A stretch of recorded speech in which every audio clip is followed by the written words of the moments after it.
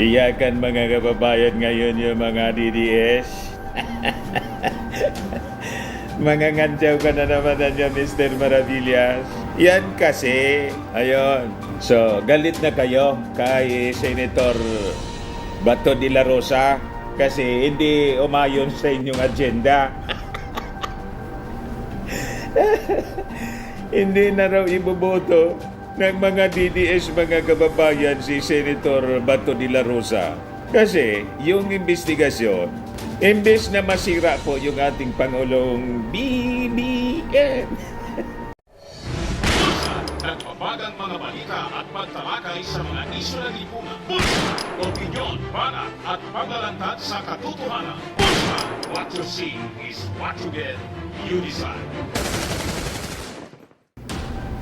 Lalo mga kababayan na pumugi, baliktad yung naging epekto po. Una doon sa Alitagtag, Batangas, yung nahuli po na 9 billion plus na droga na dati dineclare po na na 13.3 billion. Ayon. Basag na basag yung mga propaganda po ng mga DDS vloggers na moro-moro lang daw mga kababayan yung naging drug operations. Lumabas doon po na legit talaga. At ayon, binigyan pa ng parangal ni Senator Bato yung ating mga authorities at nabura sa investigasyon mga kababayan yung mga pagduda. Galit na galit yung mga DDS po. Lalo na dito po sa sa sinasabing PDEA leaks. Yung resulta po, pumusok si Senator Bato. May nag-feed sa kanya na binabanatan siya ni Maharlika doon sa Amerika. Kasi ang nangyari mga kababayan, nadurog ng todo po yung iniharap nilang witness para siraan yung ating Pangulong BBM. BBM, yung dating PDEA agent po na si Jonathan Morales. Ayon, durog na durog po yung testimony. Lumabas talaga po yung sinasabing leak document. Gawa-gawa lang. Ayan tuloy. Nagalit si Senator Bato. Sa susunod na hearing, kasama si Marlica po sa pinapatawag na humarap sa Senado. Pag hindi daw po, ipapa-aristo.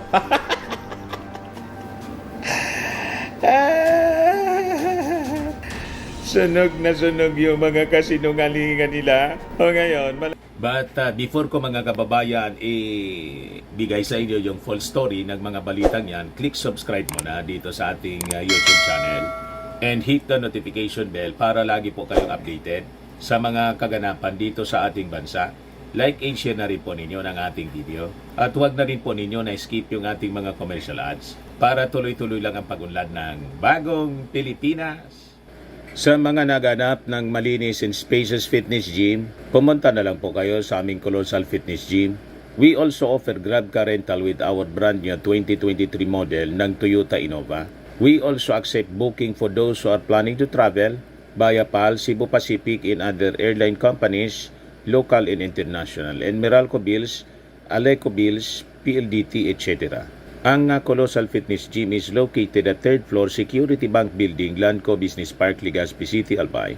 For inquiries, look for Gilon Maravillas. Contact number 0966-802-0949. Lagi na pong matao sa amin.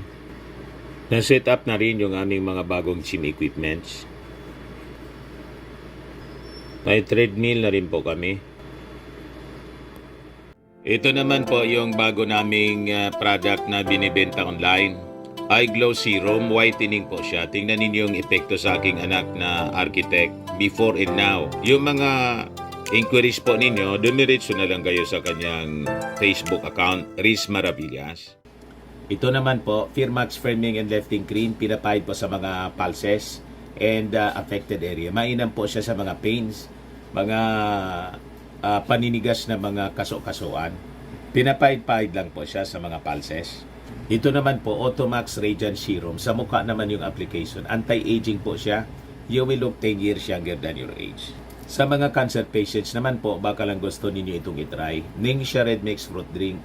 Hindi man po siya gamot, food supplement siya. Kaya lang, gawa siya mga kababayan sa goji berry. Yung goji berry may anti-cancer properties. Yung mga inquiries po ninyo, dumiritso na lang kayo sa aming messenger sa Facebook para masagot namin agad. Ayos pa? Ayos na ayos niya, Mr. Maravillas. Namang si Bato, hindi na iboto ng mga DDS. Iwan ko kung anong reaction dito ni Maudigs. Baka magoramintado yon. Makita niya naman, Senator Bato, baliktad yung naging resulta. Pagkasinungalingan kasi po, hindi po uobra sa ganitong mga drama. Ay, ito po si Senator Bato. May nag-feed sa kanya ng information na binabanatan ka niya ni Marlica. Ikaw na ngayon yung inaakusa. Sabi ko sa inyo. Pakinggan po natin yung sinasabi dito. Galing ito sa live coverage kanina ng Manila Times 4 hours ago. Pakinggan po ninyo. Ayan po. Sir, if Yeah. I may add. Madali lang po. May binabasa siya. Umusok Ito na. dito si Bato. Yan o. Ito na oh. O ito na. Anya? May binabasa siya. May nag-feed sa kanya. Binabanatan ka niya. Ito na, nagalit na sa akin si Marlica. Nagalit na niya. Sinito Ronald Bato de la Rosa, si Marcos Bangag, ang subject, hindi ako at si Morales. My God, magtatanong na ba ako na nabayaran ka ni Lisa? How irresponsible media person. We are trying our Hindi man best po here media to come up with the personality truth. yan. Si And nothing but the Marlica. truth, wala. Vlogger po, na bigla na lang lumitaw po from nowhere at nagpakilalang supporter noon mga kababayan ng ating Pangulong Bongbong Marcos. At sabi, sa mga nakuha natin na mga information doon nang tayo ma-invite ng Palasyo Malacanang nang hindi napagbigyan kasi siguro nabasa yung masamang intensyon. At sabi, yung connection kay Vic Rodriguez na tinanggal mga kababayan dahil sa sabi for sale na may mga for sale daw na mga posisyon mga kababayan, di ba yun ang mga lumalabas na kwento-kwento? Nga biglang nawala as executive secretary. Ayun, nagwawala po, biglang bumaliktad. O ngayon, bumaliktad na siya, mga kababayan naman, sa pagsusupport dito sa investigasyon ni Bato. Umusok po si Bato. Pakinggan natin po ang sabi ni Bato. Yung pinapanigan, ngayon, pati ako tinitira na ni Marlica. Marlica, Pati niya ako, tinitira na ni Marlica. punta ka dito para pakinggan ka namin. Yung gagamitin mo yung power of the media para siraan ako. Hindi responsible naman yan. Umusok si Bato po. Pak, ha? Pakinggan, kailangan itong hearing na ito dapat magpapile pa ako ng resolusyon. Then pag i-read pa ito sa Hindi sumang-ayon sa agenda nila mga kababayan. Kasi durog na durog, booking na booking yung pagsisinungaling po ni Jonathan Morales. Pagkatapos, yung ending ng investigasyon mga kababayan, nagsabi si Bato, mag-ingat ka niya, baka niya may magpatumba sa'yo. Sabi po ni Morales, wala man na niyang mag-interest sa akin na magpatumba, kundi si Bongbong Marcos. May plus na po, tayong kwento. Inong panahon mga kababayan na inassassinate si Ninoy, ang itinuro yung tatay ng ating Pangulong Bongbong Marcos.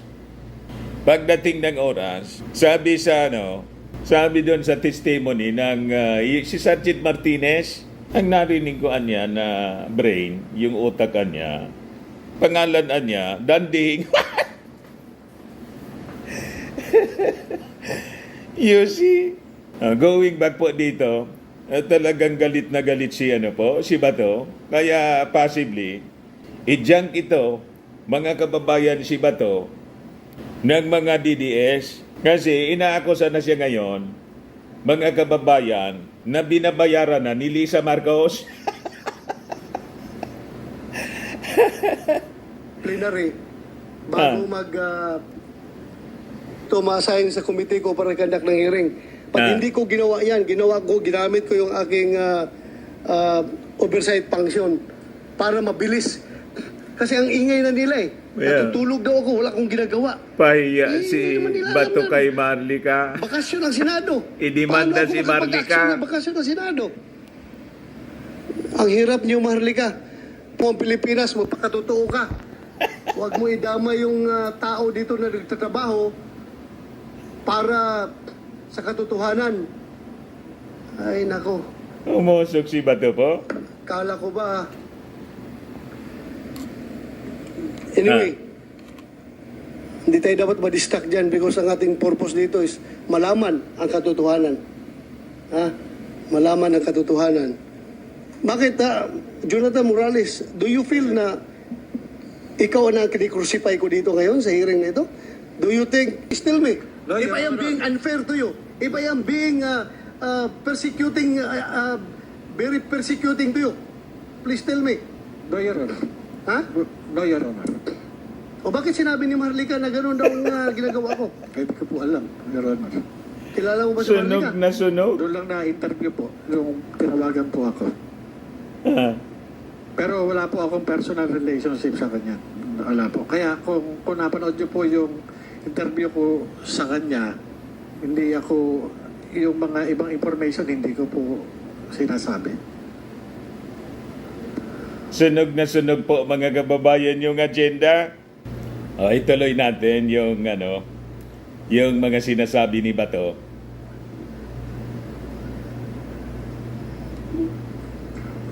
Marlica, tingnan mo. Kung ilang senador nandito ngayon, nakaupo. Kung nakikinig ka ngayon, Marlica. Sino lang ang senador nandito ngayon, nag-hearing? Why? Galit You na ask galit yourself. si Bato. Kung sinong senador lang ang gustong malaman ang katotohanan. God damn. I know you're monitoring right now. Kung mahilig ka mang baboy sa ibang tao, huwag mo kong samang babuyin dahil hindi ako tatahimik dyan mo.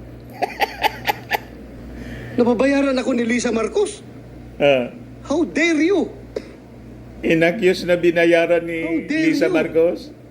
Do you think may presyo yung mukha ko?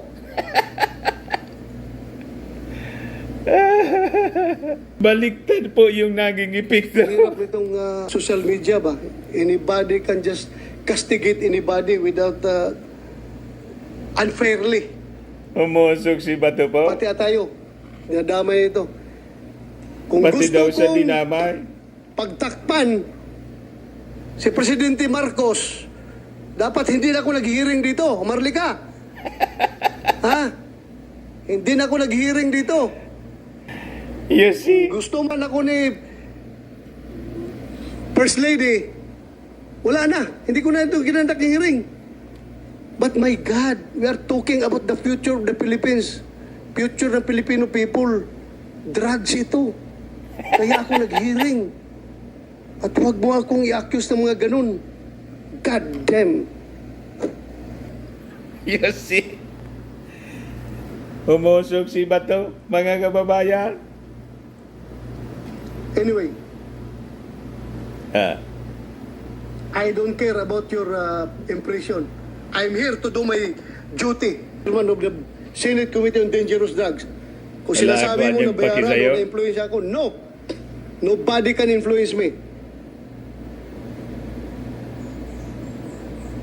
This committee is independent and it can use its power. Lahat ng power ng committee na ito para malaman ang katotohanan. Hindi Ayo. po tayo magpapadikta. Di daw Kahit siya sino man. magpapadikta. I was elected by the Filipino people para gampanan yung aking mandato. And here I am. I'm doing my job. I'm doing my job. We are a co-equal branch of government with that of the executive. Baka sabihin mo, under the baton, under the dictates of Malacanang ako. Never. No, my dear. Hindi po kami kaya diktahan ng Malacanang because we are co-equal branch of government. Hindi po na kami kayo kayang diktahan. Kaya huwag mo akong sabihan na nayaran ni Lisa Marcos. God sakes. Ayan.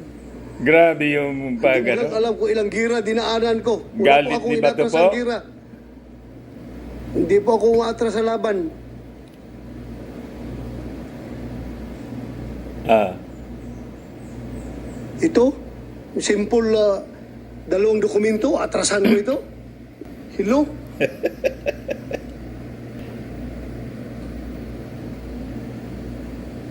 Namumula sa galit si Senator Bato. Mga kababayan. Ah. Sabi ko sa inyo. Sorry. Sorry, nagpalabas na ako ng sama ng loob. Ah. Sorry kung apektado kayo. I'm doing the best of within the best of my ability na magampanan ko yung papel ko dito. Walang kinikilingan, na walang pinapaboran. Hindi po ako pwedeng diktahan kahit sino man. Kung may makapagdikta man sa akin, ang asawa ko lang siguro. Kasi under desaya ako. Yung Pero asawa hindi lang ko niya tawag daw dikta. ang pwedeng magdikta Hindi sa ko kanya. padikta. It's very unfair. Kasi Very unfair. under desire siya. It's very unfair. Kinabukasan ng Pilipinas sa dito ha. Kaya dapat walang personalan.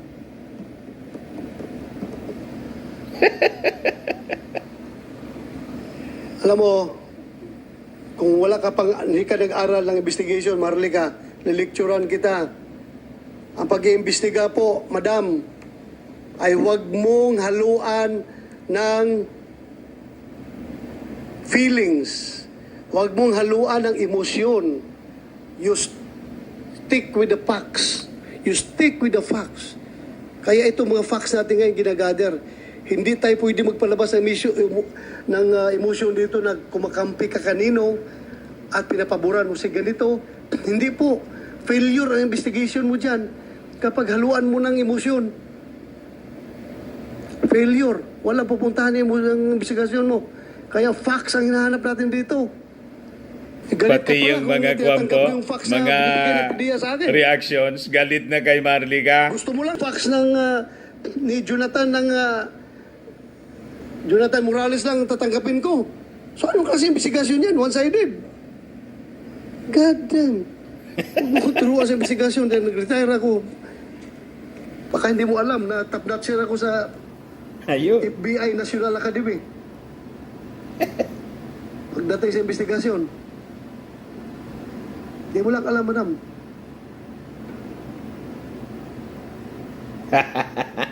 Sunog na sunog mga kababayan. Yung Sige, propaganda ng mga Sit DDS, around the vloggers, Kumsay, kailan natin? paya sila ngayon, mga kababayan. O ngayon, yung susunod na investigasyon, kasi patapos na yon, in-schedule po sa May 7. Pinapaimbitahan si Maharlika. Mga kababayan, pakinggan natin. Ha? Tuesday. We will invite Maharlika. Sabi mo, physical presence niya. Kailangan dito. At saka yung iba. Sino pa yung imbitahan natin? Daming damay po. Sir, si dating Executive Secretary Paquito Ochoa, Pakito Ochoa. Pakito Dating Executive Ochoa, Secretary. bitado. Dave Curioso, Curioso. hindi contractual. Tapos si Dating Executive Secretary po ni And Pano. please tell them that their presence, napaka-importante ito ha, their presence is very much highly needed at kung kinakailangan, I will issue subpoena for them to comply with that order. At kung hindi, we will issue against Paparis na them. po? Ayaw na pumunta dito. Mag-issue daw ng warrant of arrest po. Yun. Mga kababayan. Jonathan, Yes, Your Honor. am I being unfair to you in handling this investigation? Please tell me. Your Honor, wala po akong kinalaman doon sa anumang pahayag ni nung vlogger na si Maharlika patungkol po sa inyo. Nagpilato na Ako po si ay nandito, Jonathan sumasagot Morales. po ako sa mga katanungan at ako'y ginagalang at po yung inyong kapulungan at yung inyong Thank you. Pilato siya. Wala niya akong kinalaman doon.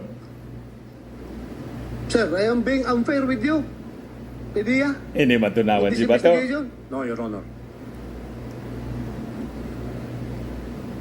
Civil Ayan. Service, am I being unfair to anybody here in my conduct of the investigation? I think not, Your Honor. I think you have been very fair in hearing both sides po. Ayan. Thank you. So, from here, deadlock muna tayo as of now. Tapos may kwan siya po. Executive decision pa tayo. General Lucas. Executive decision tayo. May advice siya kay Morales. Pakinggan natin. Ina natin sila, yung maiwan na lang yung executive hearing. May Executive advice siya decision. dyan. Okay? So, ako'y nagpapasalamat. Jonathan, Thank you, Your Honor. take care of yourself. Ah. Yes, Ha? Your Honor. Alam mo na, nasa law enforcement tayo. Alam mo, Yes, Your Honor. ano pwedeng mangyari sa'yo. Ha? Ah. May mga spoiler dyan na nanonood na pwedeng singitan tayo. Ah. Nagagawan ka ng masama para i-blame naman kung kanino-kanino dyan. Tapos tinuro Kaya si please, ingat ka. PBBM If you need some escort, pauwi ngayon. ni Meron tayong Jonathan Sergeant at Morales. Arms dito, pwedeng escortan ka. Your Honor, for the record, wala On the namang record daw. ibang mag-i-interest dun sa buhay ko, kundi yung mga tao na naandun sa confidential documents. Katulad ni Pangulong Bongbong Marcos. Kasi sila Yan. lang po, naniniwala po ako, no? Sila lang yung may kapabilidad na mag-interest sa buhay ko. Umirit Ngayon, pa po. kung talagang ayaw nila akong mapahamak, ay sila na rin yung mag-provide na security sa akin para masiguro nila na safe ako. Dahil wala akong ibang walang ibang tao na mag-i-interest sa akin kundi sila lamang. Scripted Ako, sa talaga akin po. Your Honor, Gustong for the record, idiin yung trabaho ating lang Pangulo po. kung may mangyari daw sa kanya. Yung Walang naging ibang kinasangkutan ko dito. suspect. Si President Trabaho lang po. Bongbong. Wala akong personal na anuman sa kanya. Walang buti na maitutulot sa akin itong Bakit pangyayari naman ito. pag-interasyan siya, Kaya mga po ako kababayan? sumula. Bakit sasayangin Kung ang sinasabi ating pa Pangulong na Bongbong ako, Marcos? Ano man, yung nilang paninira sa akin, wala pong Di ba? Anong mapapala ng ating Pangulong Bongbong Marcos? Unang-una, durog na yung pagkatao niya. Alam, maniwala po. Maski nga po si Bato, na kung iisipin, alam na ninyo yung political affiliation po ni Bato. Kaya nga ngayon, galit na galit yung mga DDS. Kasi yung pagpatawag ni Bato nito, yung expectation nila, madidiin po yung ating Pangulong Bongbong Marcos. Ibaliktad yung nangyari po. Nadorog po yung mga propaganda. Lahat na propaganda po laban sa ating Pangulong Bongbong Marcos tungkol sa polboron po, nadorog lahat. Nasa narcolist po, yung ang script po nila. O ngayon, ang result nitong investigation po na sinagawa ni Bato, malamang i-disown na po ng mga DDS. Iwan ko kung ano yung reaction nito ng dating Pangulong Digong at mga kasama nila. Malamang hindi na isama sa partido si Bato. Diyan ka na niya kay President Bongbong Marcos. Baligtadan niya yung naging resulta ng pag-imbestiga mo. O ngayon, umanda na itong si Marlica. Kasi po, kasama siya sa ipapatawag sa next hearing. Pag hindi po, iko-contempt siya. Masasama siya sa mga wanted ngayon tulad ni Pacquiao. Ani ko sa inyo, pag luminya kayo dyan, lahat kamalasan yung aabotin ninyo. Ayun nga yung nangyari po. Yan man lang po, mga kababayan. Ako po si Dante Maravillas. Bye-bye. God bless.